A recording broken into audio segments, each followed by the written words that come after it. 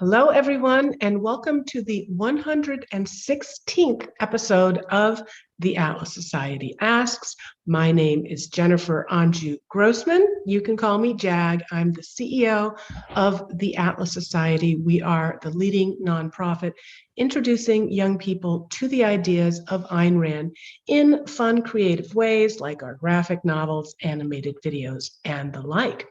So today we are joined by Professor Barbara Oakley. Before I even start to introduce our guest, I want to remind all of you that are watching us, whether on Zoom, Facebook, Instagram, Twitter, LinkedIn, or YouTube, you can use the comment section to start typing in your questions.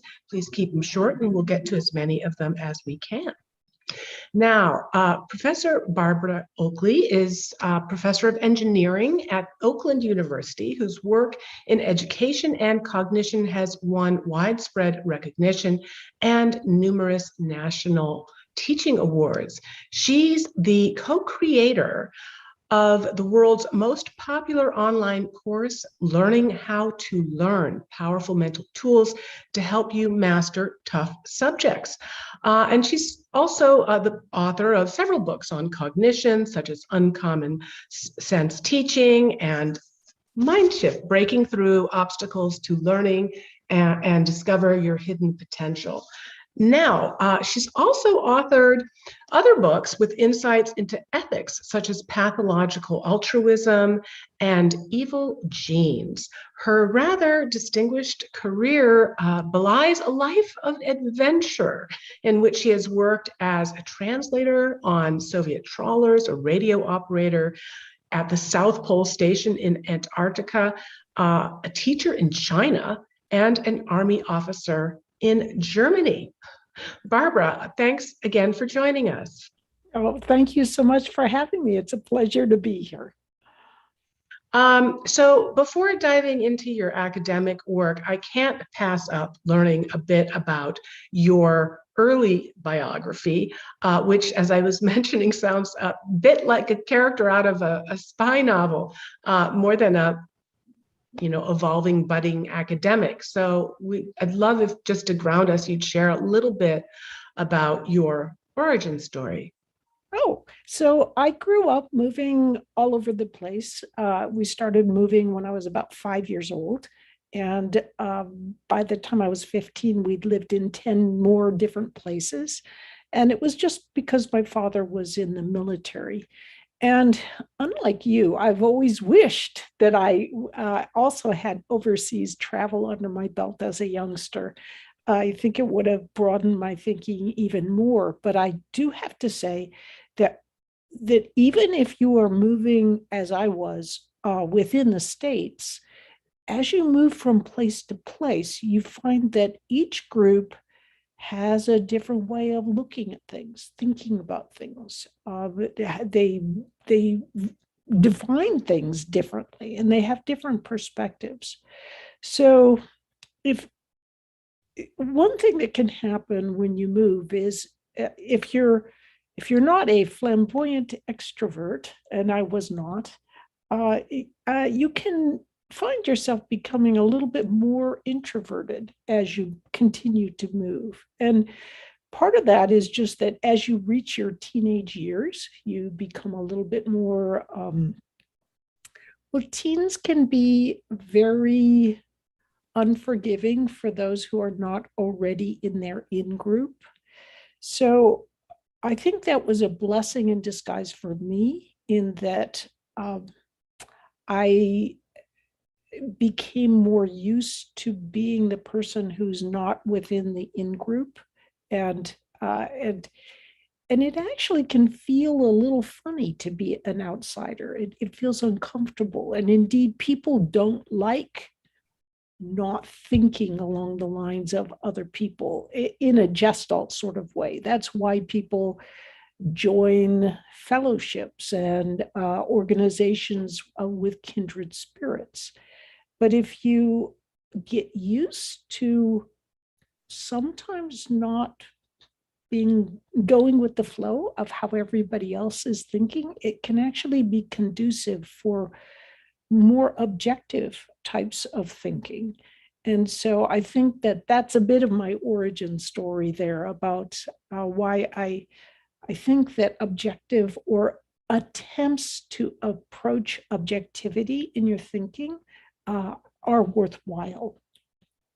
Yeah, and now that you're articulating that, I can relate because I was born in India and didn't move around quite as much as you, but had early experiences with students that just, I don't know, something about me triggered them, and they would bully me, and I had to turn inward and rely on inner resources.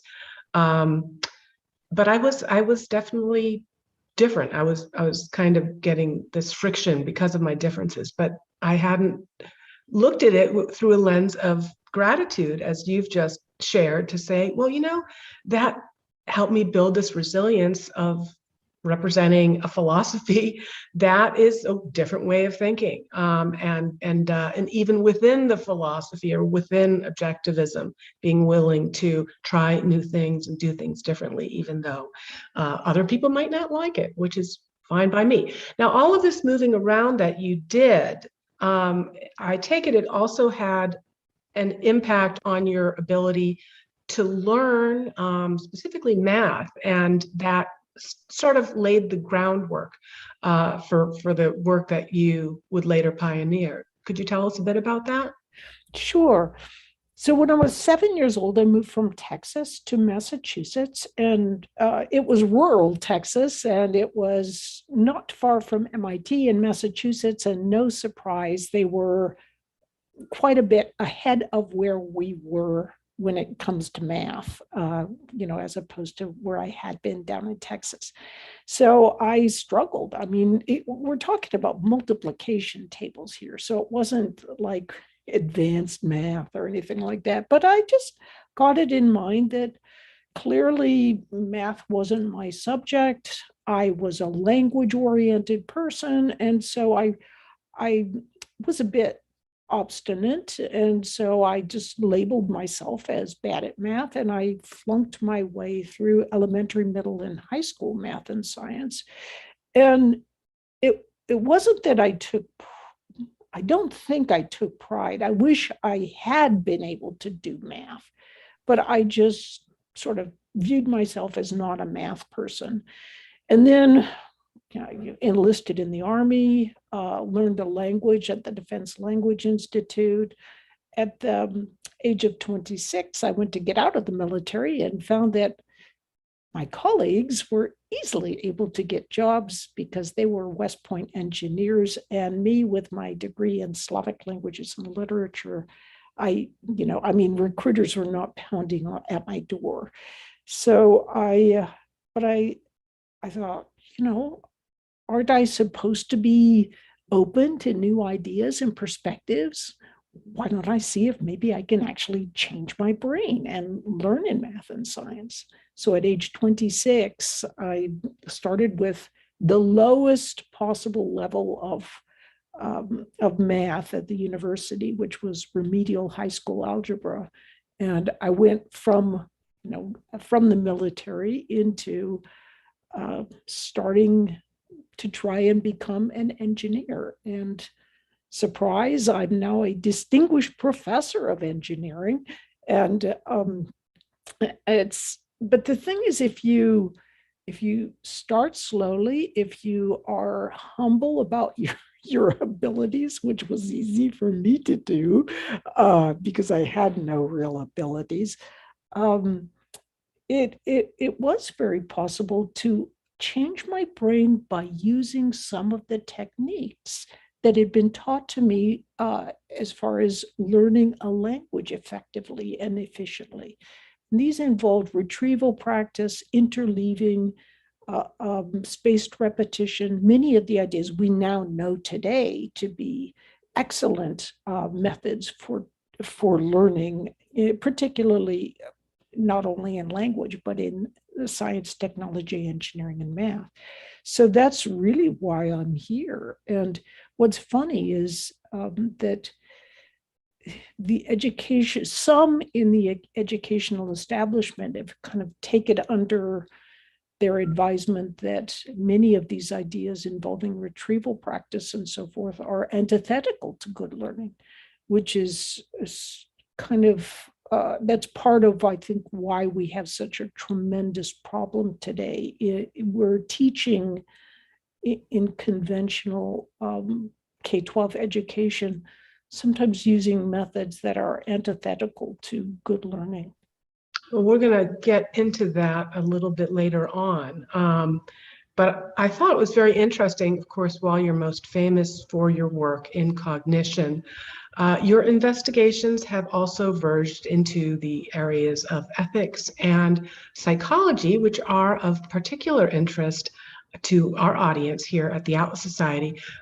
You and several colleagues edited a book called Pathological Altruism, which explores some negative aspects of altruism when taken to extreme. Now, in terms of definitions, while altruism is often conflated with benevolence, in objectivism, particularly the open objectivist approach that we embrace here at the Atlas Society, we use Auguste Comte's definition of altruism as otherism, which elevates self-sacrifice as an ideal.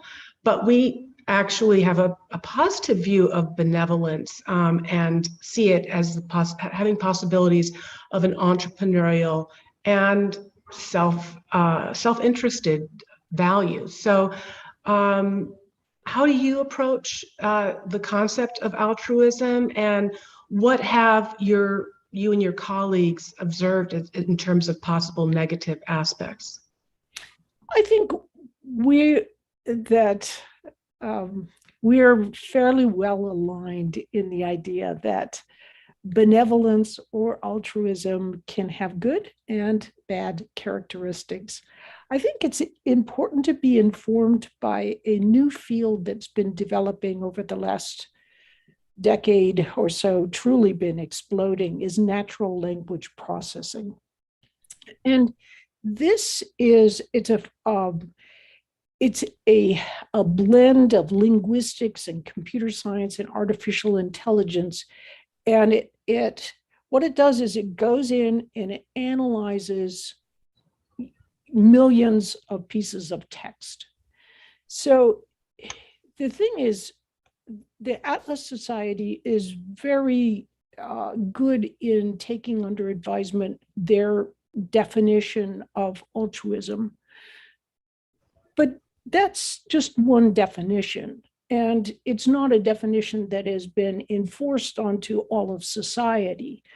And in fact, if you use natural language processing and you use one of the largest AI machines out there to ask it what its definition of altruism is, it says that it's the quality or state of being altruistic, unselfish concern for or devotion to the welfare of others. So that's pretty much the definition. I mean, one can always say, oh, you should have gone back and you should have used someone's definition from the 1800s, but I think it's quite reasonable to posit that one could use a definition that is the standard one that's used today. And the standard one that's used today for benevolence is the quality of well-meaning or kindness. So you can see that those two words are really quite overlapping. But if you look even deeper than what the processing of millions of words of text tells you, and you instead look at what the brain is doing when it has a definition, each person has hundreds of thousands of synaptic connections that allow them to form that definition in somewhat of an analogous way to how AI has formed those definitions. So the definitions are somewhat amorphous. They always will be. But as close as we can get to those hundreds of thousands of synaptic connections that form an individual's or the billions of synaptic connections that form many individuals' average definitions of those terms. I think that giving that, leaving aside, the semantic differences between how we might view the term, I want to get to the meat of the book, and what did you find as, because I think this was quite a revolutionary book, that no one, had really tackled this subject. And so what were some of your findings? Oh gosh, I think they're the same findings that you have observed, which is that you can have really good intentions, and unless you're really thinking objectively about what your good intentions or ostensive good intentions are doing, you may actually be doing harm to people. And I don't think that's a surprise. I think it's basically the road to hell is paved with good intentions. I think what objectivism does is it really,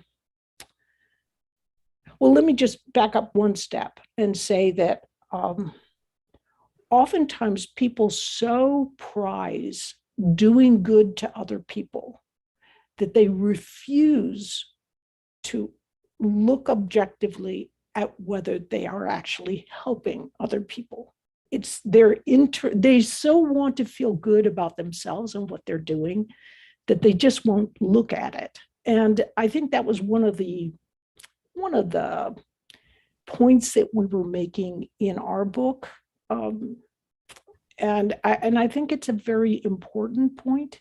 Is it a point that is not made anywhere else? No, I think it's been made in other places, but you would be shocked, particularly in academic, well, maybe you wouldn't be shocked. In academic circles, people really don't want to ever hear that the idea of doing good for other people might have negative consequences. They just don't want that to be known or thought about. And so I think it's starting to break through now, though. I think people are beginning to acknowledge that altruism or attempts to help others can come with a flip downside. And that's why we're seeing these efforts towards effective altruism. I have to say I probably chose pathological altruism just because it had a little bit of shock value, particularly at that time. Yeah, well, it definitely caught our attention. Now, as mentioned in the introduction, you also wrote a rather unusual book entitled Evil Genes, Why Rome Fell, Hitler Rose, Enron Failed, and My Sister Stole My Mother's Boyfriend. I'd love to hear a little bit more about how you came up with that title, the inspiration for the book. But essentially what I took away was that you're applying the latest findings in neuroscience to both historical and personal cases of malignant personalities, and even sadistic behavior. It seems to have some programmed genetic basis, suggesting that some people actually might be born bad to some degree. So tell us a little bit about the inspiration on the book and some of your findings. Oh, so my sister really did steal my mother's boyfriend, and she did a lot more besides that. And I remember thinking, I'm a professor of engineering now. I should be able to look at the literature and see why mean people do what they do. And not in the sense of mean person who's like, Charles Manson and a psychopathic killer, but just someone who can be really nice, sometimes for several years, and then flip on you and stab you in the back with ease, as probably a lot of people have experienced in the workplace. It doesn't need to happen very often for it to have a profound effect on you. But I thought, I'm a professor. I should be able to look up what psychology says about these things. I want to see what the science is. What what does science say about these kinds of mean people? But you can't go to PubMed and like type in mean and get a bunch of scientific literature out of that. So I had to kind of poke around a bit, and I finally found this one term that psychologists seem to use called malignant narcissism, and it seemed to be just the ticket, right? And so I looked it up, and there were thousands of psychology papers at that time on this topic. So I went to see what the actual scientific literature, what kind of imaging, neural imaging, or what have you, that was really scientifically grounded. And there were zero. I mean, there were zero citations. It was all kind of a circle of citations where everybody was citing everybody else, but it had no real firm grounding in reality, in objective scientific literature. And that's when I thought, gosh, there's no there in psychology. And I began to find that don't get me wrong, there's some fantastic research that's come out of psychology and sociology, but there's also there's these gaps, and people who are trained in those disciplines, they simply can't see the gaps. So that's why I think my book got a really nice blurb from Steven Pinker and other psychologists and psychiatrists, because it really began pointing to some of those gaps. So I started looking into this, I researched this. And then someone asked me when I was speaking, well, all Germans weren't bad. I mean, it's not like they, all had malintentions or something like that. How come all these Germans followed Hitler? And I thought about that, and I thought, a lot of times the way these pathological personalities can come to the fore is by simply appealing to people's best characteristics. And that indeed is what Hitler did. So, so that started me on the train of researching pathologies of altruism. Fascinating. Now, I see that we've got some questions that are coming in from the audience, and I have many, many more of my own. But before I turn to audience questions, start peppering them into our discussion, you wrote a fascinating blog about 14 years ago about Ayn Rand, Objectivism and Atlas Shrugged, in which you argue to understand Rand's philosophy, how it was created and how some of its seeming flaws actually provide its strongest merits. You said, I think it's important to understand not only the communist system that originally shaped Rand's thinking, but also certain aspects of Rand's unusual personality. So as you might imagine, our audience would be highly interested in your thoughts on this. As someone who is not unfriendly to objectivism, certainly a fan of objectivity, but also someone who's steeped in cognitive psychology. So perhaps you might share your insights. In particular, you wrote that without a certain, quote, inflexibility and dogmatic conviction that she was right, Rand could never have been so assertive in standing up to the many who disagreed with her.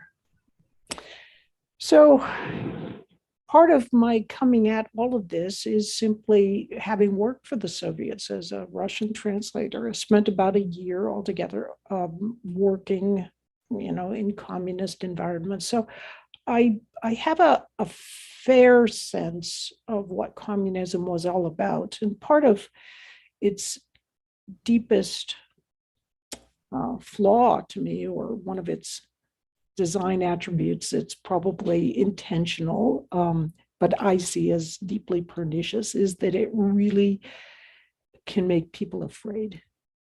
It can terrify people because you say the wrong thing and your your goose is cooked. You can be sent to the camps if you're lucky, or simply tortured to death. So in an environment, it's hard. People will sometimes say, well, why didn't you speak up? You should have spoken up. Speaking of people at that time, you'd have to be crazy to do that. I mean, you just don't know unless you're in the exact right circumstance. Somebody overhears you, and you're hauled off and you're dead. And it's really hard for Americans to understand that. And so it's hard to understand how crazy Ayn Rand had to be in order to give that kind of criticism. And I mean, she wasn't crazy enough to stay in the Soviet Union to give this kind of criticism. But for her to even think these things and to flee, it was the mark of a very unusual mind and an unusual thinker. Now, part of what happens with malignant narcissism, or malignant, is simply that narcissism aspect. And narcissism is actually one of the most strongly heritable of all personality traits. And so narcissism is often found in borderline personality disorder. And it's pretty clear looking at the evidence. I mean, looking objectively at the evidence that Rand had some very strong symptoms that worsened as she aged of borderline personality disorder, again, of which narcissism can play a role. The thing about narcissism is you always feel that the best of all possible causes is yourself. So you're always being altruistic when you do something that helps yourself, right? You're being really good. And I think that kind of played a role in Rand's desire to cuckold her husband and, go to bed with someone who was far younger and convince everyone using that borderline charisma that this was actually A-okay with everyone. It's, as one of her former friends, I think it was Edith Ephron, had said, it's simply impossible to convey how crazy she was. But again, it was that inability to take in others' reactions that did allow her to think differently and to see the problems of communism.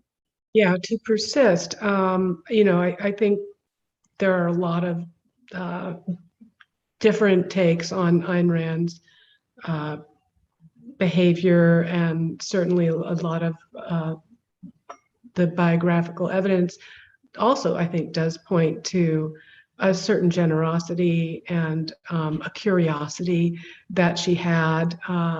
But I always think that sometimes our greatest strengths can also be our greatest weaknesses. And I would think about Ayn Rand, as having this ability, almost like walking a tightrope over shark-infested waters, that she had to come to America and she had this message to impart. And it was a time when communism was being glamorized in the United States in intellectual circles. And so, her writing We the Living, her bringing the warning to the world was not too welcome. But in order to stay on that path and do that, she had to tune out the opposition. But of course, if you're not getting feedback, right, from others, if you're not open to well-meaning friends or those around you that might say, there's a misstep ahead, then you're up for a tumble. So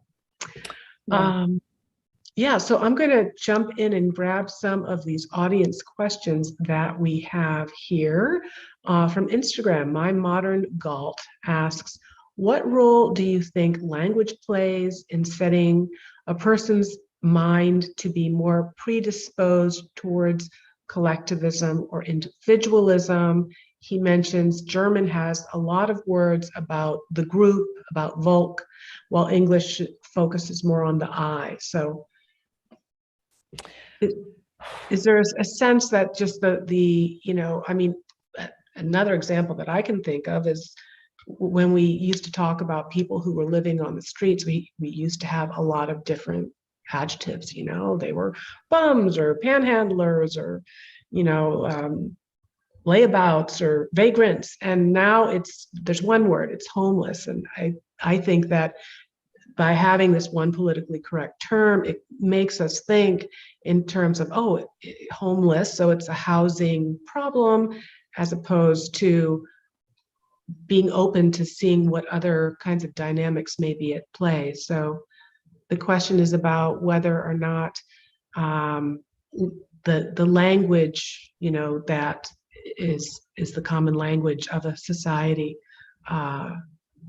maybe it's chicken before the egg. Maybe a culture that is more predisposed towards tribalism or collectivism naturally will come up with more words to describe that if it's not a priority for the culture, rather than the words determining what the culture is.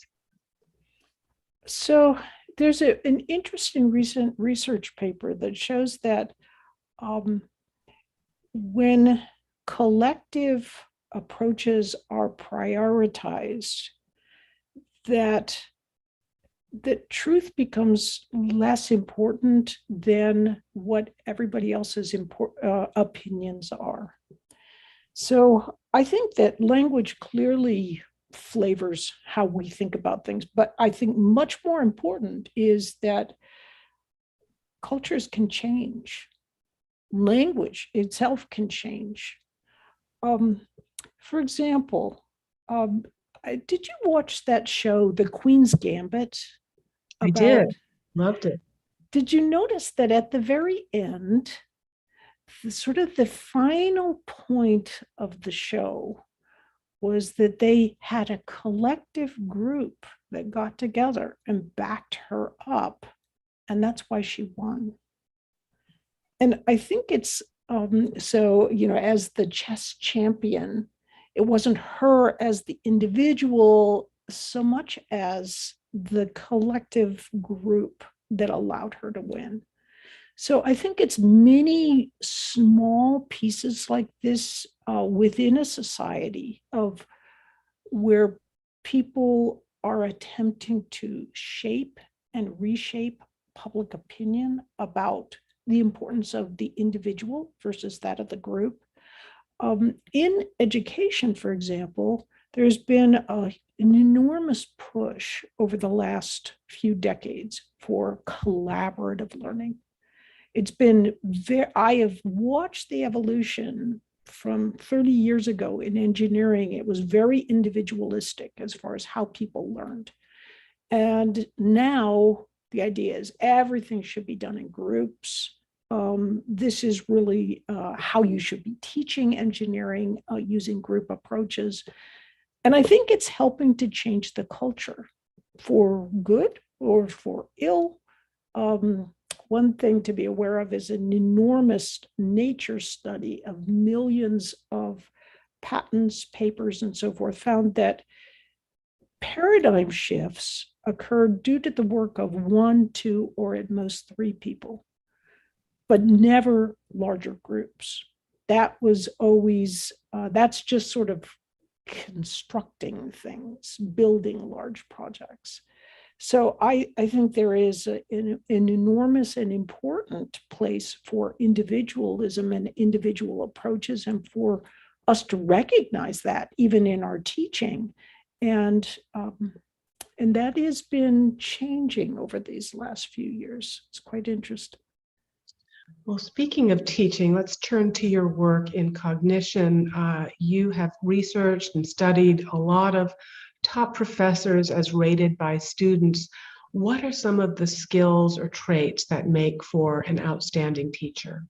Oh gosh, that is a really hard one to answer because you can be an outstanding teacher for different reasons.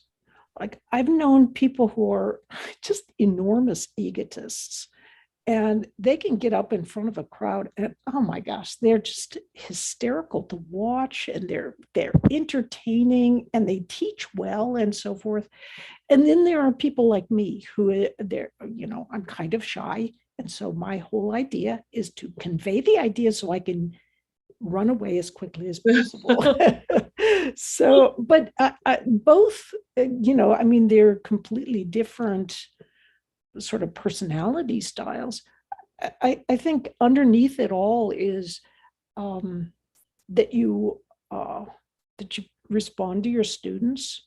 But I'd like to say that's always the case, but actually some really egotistical professors who don't really respond to their students, they're still, they're great to watch and they're really good professors. So, it's hard to call that one. Okay. Now, in your book, you've talked about these two modes of thinking, also in your online course, focused and diffuse. How did innovators like those you described, Salvador Dali, Thomas Edison, leverage both in thinking through technical problems, these two types of thinking, and how can we leverage them in learning new things? Oh gosh. Okay. So I'm going to cover this like super fast because actually I want to go. You're bringing up another topic. I just want to remind people that if you want to explore them at more length, I highly recommend Mindshift. We'll put the link to ordering the book in the chat. And very, very excellent job on the narration, Professor Oakley, as well. Oh, well, audio. Thank you. Thank you. So those two different aspects are what psychologists call task positive versus task negative networks. Task negative is default mode network. One is a tightly focused small area of the brain, sort of thinking, putting it in rough heuristic. And the other is a much broader network in the brain. We go back and forth between those two modes when we're trying to learn. But I think more to the point, for thinking objectively, I want to bring up these ideas of declarative thinking through the hippocampus versus procedural learning through the basal ganglia. Procedural learning, people mistakenly call that's just that rote learning, but that's actually, that basal ganglia is a network that helps you analyze really, really difficult patterns. Like you speak your native language with all its nuances because, or most of its nuances, because you're using that basal ganglia procedural system. All of the outside world that you take in feeds this basal ganglia system in much the same way that an artificial intelligence system is fed. But here's the thing, when you're thinking objectively, you are thinking consciously, you are using that hippocampal system and you're consciously aware of what you're thinking. But that procedural system biases your ability to think objectively, and you are completely unaware of it. So you can get all this input that says, I'm for or against, charter schools. And you think you're thinking objectively about charter schools, but you're biased in this way that you're completely unconscious of. And the only way to actually get yourself, so you're a little bit less biased, is to make sure that procedural system is fed with information from all sides. So this is explored quite deeply in the book Uncommon Sense Teaching, and also in MOOC 2, of uncommon sense teaching on Coursera. There's I think that those who are trying to pursue thinking objectively, you'll find so many fantastic illustrations and animations that help you understand how the brain is trying to pursue this objective way of thinking. Well, speaking of MOOCs, why don't we start with a definition? It's the acronym for Massive Open Online Courses. And one of your most impressive accomplishments is having co-created the world's most popular MOOC with, I understand, 1 million students from more than 200 countries in the first year alone. Maybe you'll give us an update on how that's going. And I also really enjoyed in Mindshift how you share some thoughts about why the course became so wildly popular without any intentional or expensive promotion or marketing. So I think that's also should be encouraging to people. They don't have to be creating an online course, but in whatever project or moonshot that they may have. I mean, you guys did it for under $5,000, is that right? Oh, yes. So it is I'd say one of the top 5 largest courses in the world. We currently have well over 300 or 3 million students who've taken the course. And so my colleague and co-instructor is Terence Sanowski, the Francis Crick professor at the Salk Institute. And I remember, we were just kind of like, is anybody ever going to watch this course? And I'm trying to think, I think there's close to 20,000 massive open online courses out there now. So to be in the top 5, there's only like 15 that have over 1 million. And so we've got well over 3 times that. So, but I think it's because people fundamentally, they want to think objectively about learning. They want to know what does science tell us about what's most effective for learning. And psychology, bless its soul, if it has a collective one, it's always kind of statistical analysis of things we're seeing outside the brain, rather than so much what is the brain doing when you're learning, and how can you poke it to help it learn faster. So that's what we do in learning how to learn, is bring in neuroscience, but we do it using metaphor, so you can get really deep into the neuroscience, metaphorically speaking, with and actually get to the usable insights, which people apparently seem to love. Yeah, speaking of using metaphors and analogies, I think probably one of the most positively reviewed pieces of writing I ever did was when I was working with the National Commission on Economic Growth and Tax Reform. And they asked me to write the final report. And I said, well, I'm not really good at economics. And they're like, well, you'll figure it out. And I related to a lot of what you shared in your books, because sometimes if you're not confident in a subject, or you don't have expertise in it, you have to understand it and then convey it in a way that is accessible to you. And a lot of times that means, coming up with anecdotes and stories and metaphors. Now, speaking of stories, in Mindshift, you share a lot of narratives about how people and even a horse can shift to more fulfilling and productive modes of behaving and thinking. This seems important both to older generations who need to reskill in order to keep up with the pace of technological change, as well as younger generations, which, as statistics show, will they're far more likely to change jobs far more frequently than in the past. So maybe talk a little bit about why these tools and techniques are particularly important for the world of exponential change that we find ourselves in today. I think the bottom line is that if you use the right approaches to learning, you can actually learn way more and way better than you ever thought you could.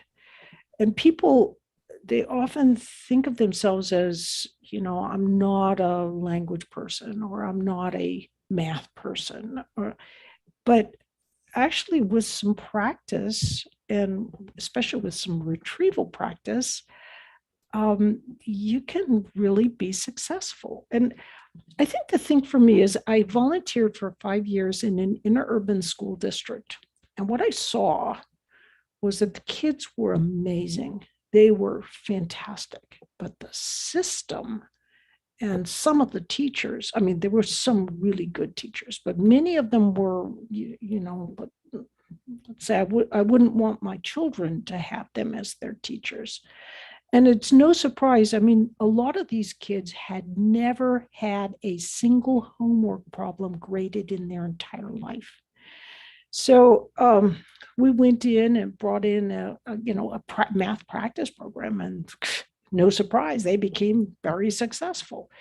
But I remember just thinking, a lot of these kids are not going to read a book about how to learn more effectively, but they will watch a video.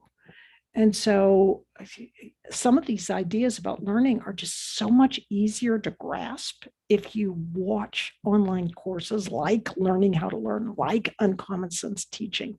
It's like, that's what they're talking about. I can do that. And you can actually make enormous changes and really kind of not only help yourself to do what you want to do, but learning anything, as it turns out, helps promote the growth of new neurons, and that helps make you feel better.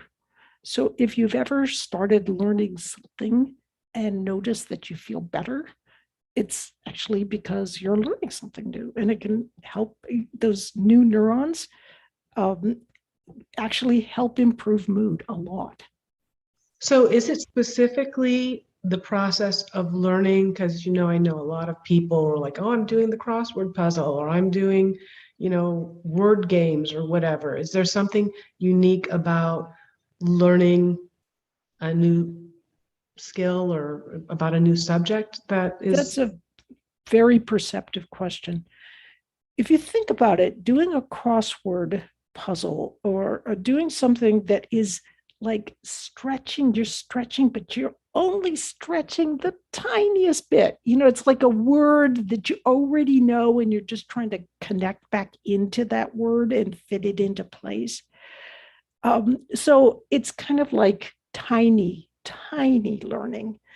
But if you're learning something, that's like totally a foreign language, that is new learning. And it's actually, new learning can sometimes make you feel like, ooh, a little uncomfortable. It's like, how do wait, is that masculine or feminine with this noun? How do I conjugate this verb again? You have to think in these ways that you may not, that you haven't done before. And that's the part that helps those new neurons survive, thrive, and grow and make you feel better. All right. Well, I've mentioned the narratives that you share in Mindshift, and I was reading along, and all of a sudden, Stephen Hicks jumped off the page, and I was like, I know that guy. He's a senior scholar at the Atlas Society. So maybe you could share a bit about why you included him in the book. But first, you have to share with our audience the story of your meeting him and the one philosophy book at the time. Oh, okay.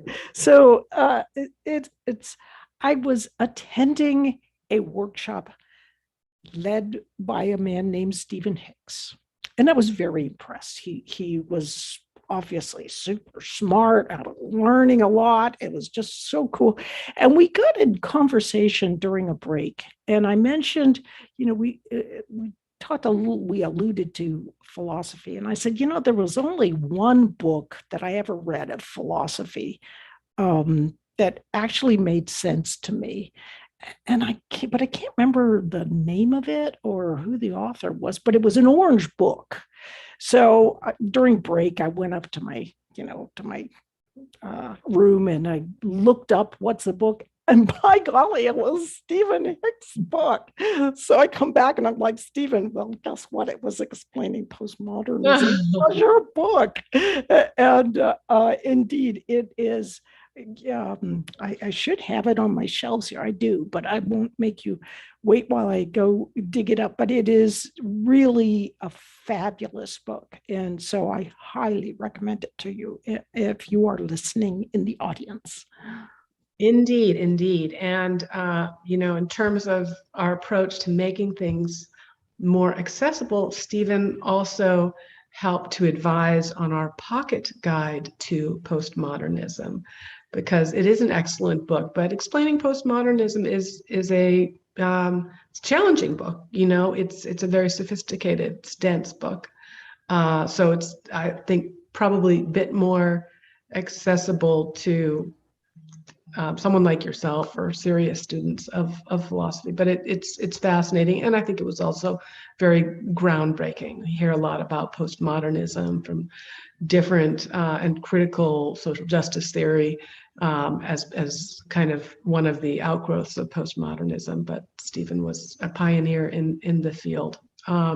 So now you have, I think you touched on this earlier on in terms of how teaching methods have changed, and not always for the better in terms of what you know about how we learn. So in particular, I think you've touched on how we're approaching teaching subjects like science, technology, engineering, and math. And you said it's time to bring some memorization back.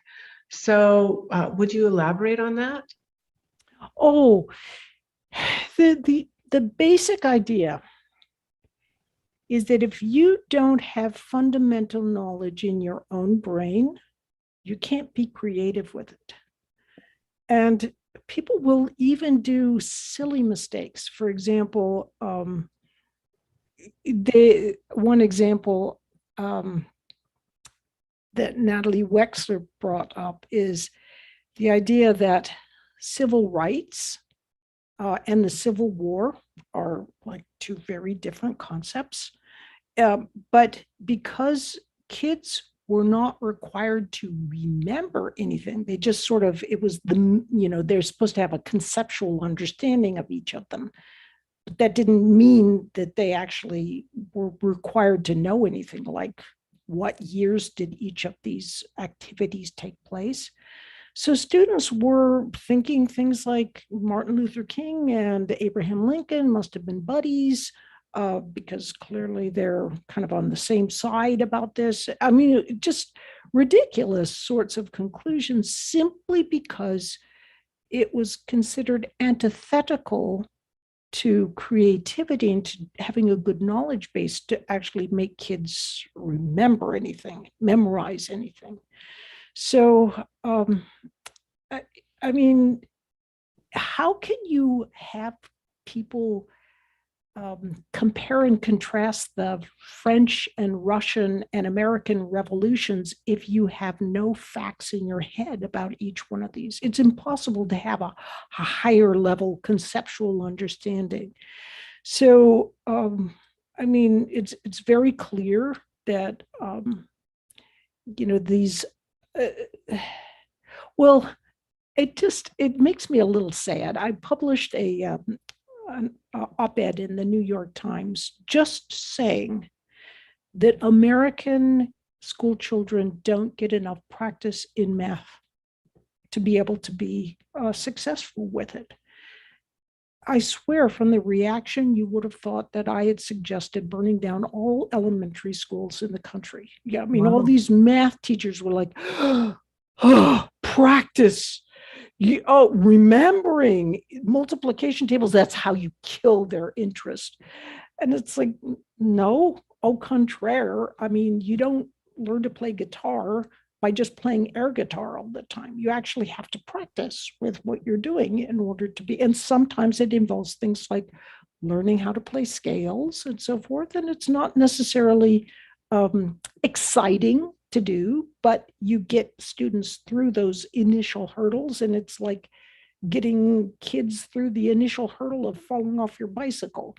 Once you get past that, you can start flying, and it's kind of fun. But we keep kids, unfortunately, at that sort of proto stage of learning where it's all supposed to be fun all the time, and learning isn't like that. I mean, I wish it was like that, but to be a good learner, sometimes you have to kind of put in the effort to get past this, and then it feels good to be able to to master the material, to have it at your beck and call in your brain. And that's where we need to be aiming, in accordance with objective research results. Yeah, I think a kind of common thread is that we need to get more comfortable with being uncomfortable, and that there's almost something having to do with the stress inherent, in challenging yourself and learning something new that may have or does have, you've pointed to the evidence, actual neurological healthy benefits. And I think also, learning to become more comfortable with being uncomfortable and accepting challenge also, and this kind of connects with the open objectivist approach we take at the Atlas Society, because in Mindshift, you said some cultures and subcultures are for better, for worse. They cling more closely to past legacies. Again, I quote, "This can make it more difficult for useful new ideas to scamper through the minefield of propriety and make it into public use." So I've certainly observed this in looking how a different approach to objectivism, closed objectivism, has kind of promoted an atmosphere of didacticism and intellectual conformity, which limits creativity, and how important creativity is to all human progress. So just have a couple of minutes left, but what are some of those hallmarks of more open, innovation-friendly cultures, like free speech, for example, or forward-looking, maybe, as opposed to thinking about the past? It's so interesting that you bring this up. There's a recent research paper that has found that personal growth occurs through discomfort and through having an attitude of being willing to embrace discomfort and ideas that make you feel uncomfortable. That's where personal growth comes from. It doesn't come from just sort of, let's just listen to the ideas that make me feel good, which may feed your dopamine and make you feel good, but it doesn't help you with that personal growth. So I think that it's I'm not sure which way our society will go, because it's a little bit like a flock of birds. They each influence one another, and you can't say there's one leader necessarily for many flocks of birds. But I think it's that if we want to remain an open society, that ideas like free speech and listening to ideas that make you feel uncomfortable are critical, and having that ability to do that is critical. And it really makes me sorrowful that young people can, for the most altruistic of reasons, embrace the idea that free speech should only occur in a small area and should be really cordoned off from most people. I think it's hard for people to realize that trying to make another person stop saying things is very occasionally due to the fact that what they're saying could truly be harmful for others.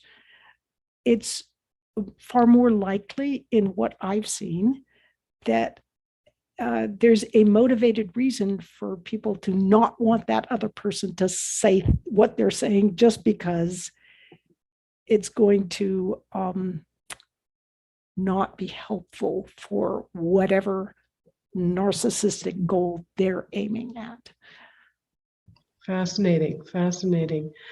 Well, that actually brings us to the top of the hour. And, as Peter Thiel has observed, that we are in a deadly race between politics and technology. So in terms of your thinking about where we will end up, of course, things are getting a lot more political, but we're also seeing these new technologies like the massive open online courses and ways that we can continue to move forward in a positive direction. So, Barbara, thank you so much for joining us. Well, thank you so much for having me, and what a great conversation.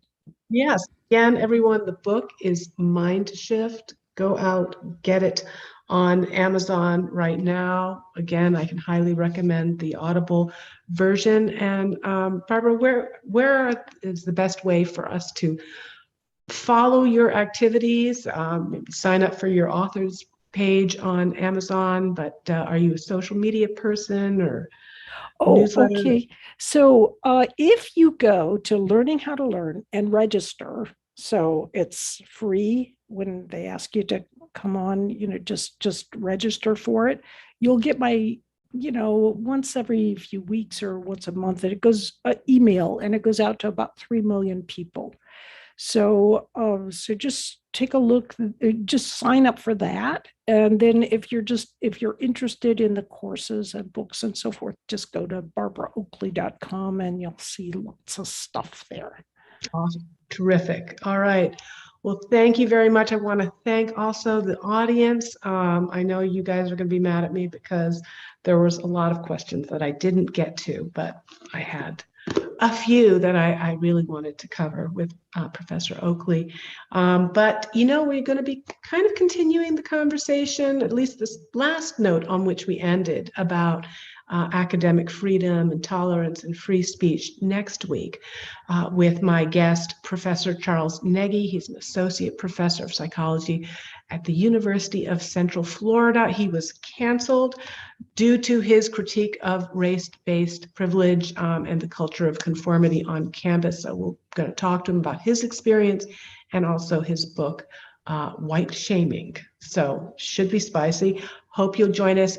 As always, if you enjoy our interviews, if you enjoy this content, don't be a freeloader. Stop by the Atlas Society and put something into the tip can. Support our work, and we will continue to support you. So thanks, everyone.